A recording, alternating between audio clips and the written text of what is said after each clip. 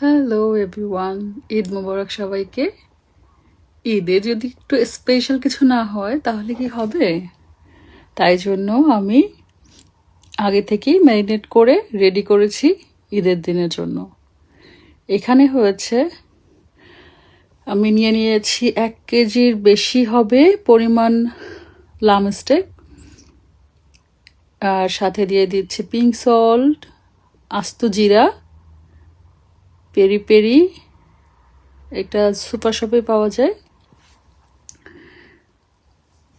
ভালো করে সেঁকে নিয়েছিলাম কিন্তু মাংসটা ধোয়ার পরে। অ্যান্ড ব্ল্যাক পেপার, অ্যান্ড হচ্ছে গিয়ে মেথি পাতা।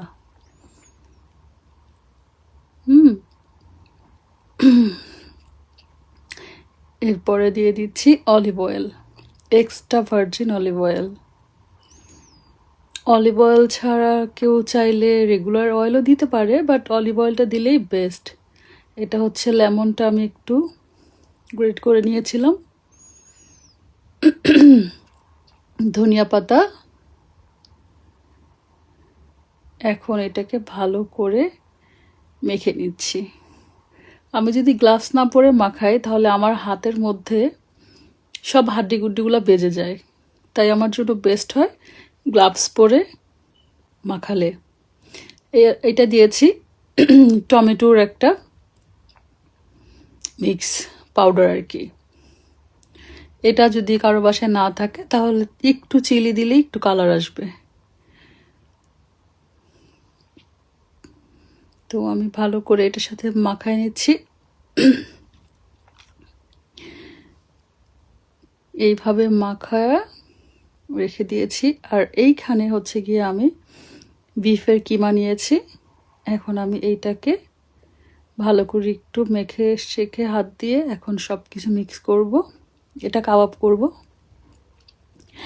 ধনিয়া পাতা, টমেটো কুচি, পেঁয়াজ কুচি, যত ভালো করে কুচি করতে পারেন। আমি অত ভালো করে কুচি করতে পারি না। এরপরে দিয়েছি একটা ডিম,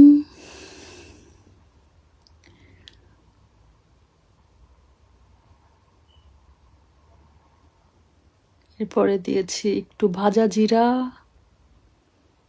এরপরে হচ্ছে চিলি ফ্লেক্স,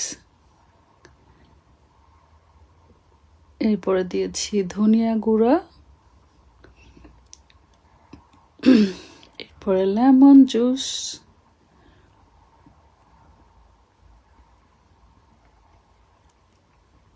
এরপরে একটুখানি ময়দা, যাতে থিকনেসটাকে ধরে রাখে।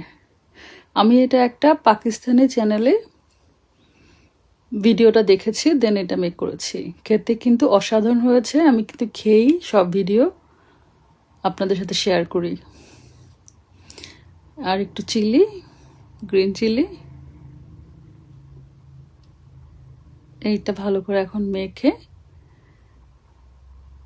একদম ভালো করে মেখে টেকে এখন এটাকে দুটোটা জিনিসই আমি একসাথে মেখেছি। মেখে 1 ঘন্টা 2 ঘন্টার মতো ওয়েট করেছি, দেন রান্না করেছি। অনেক ভালো করে মিক্স করতে হবে, কোনোভাবেই করা যাবে না, মিক্সটা কম করা যাবে না, তাহলে কিন্তু একদমই ভালো আসবে না। একটার গায়ের সাথে আর একটা জিনিস যদি না লাগে তাহলে হবে না। আমি আদা রসুন দিতে ভুলে গিয়েছিলাম, একটুখানি আদা রসুন দিয়ে দিলাম। আর এইখানে হচ্ছে গিয়ে একটা ডিম ফেটে, জাস্ট ফেটে, কিছুই দিতে হবে না, ভেজে নিয়েছি আর কি। এটাকে এখন আমি ভালোভাবে হচ্ছে গিয়ে মিক্স করে নিচ্ছি কিমাটার সাথে।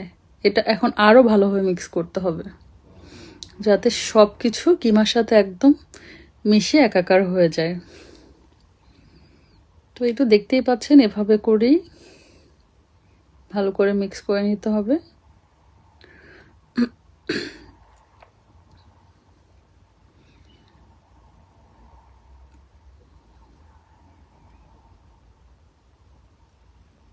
যাতে সুন্দর করে আঠালো ভাবটা হয়।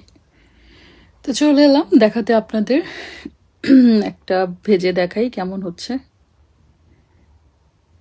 কয়েকটা একটু টেস্ট করি আর কি।